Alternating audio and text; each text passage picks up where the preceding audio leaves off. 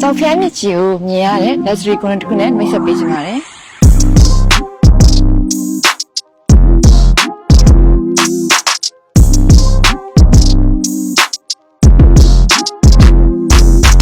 ကျမတို့ Thailand property မှာတင်ပြီးပေးရှယ်ထုံးစံအတိုင်းဒေါင်းပေးမဲ့ပေးချေပြီးရနဲ့အခန်းတော့ရပြီးတန်းနေလို့ရတယ်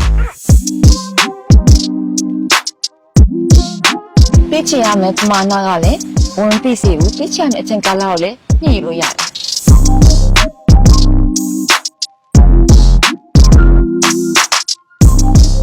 ဒီနေရာလေးကတော့ကွန်ဒိုရဲ့အမိုက်ဆုံးနေရာတစ်ခုဖြစ်တဲ့ Sky Lounge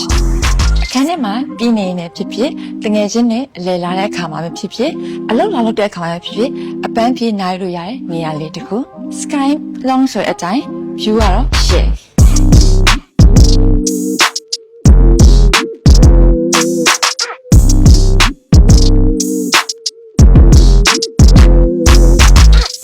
အသာချက်က master bedroom single room နဲ့အခန်းနှစ်ခန်းပါတယ်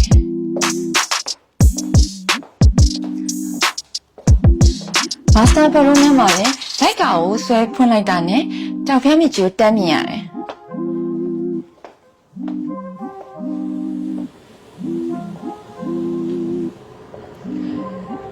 ဘယ်ကိုနဲ့ကလည်းရှိနေလို့လေကောင်းလေတန်းနဲ့ရတယ်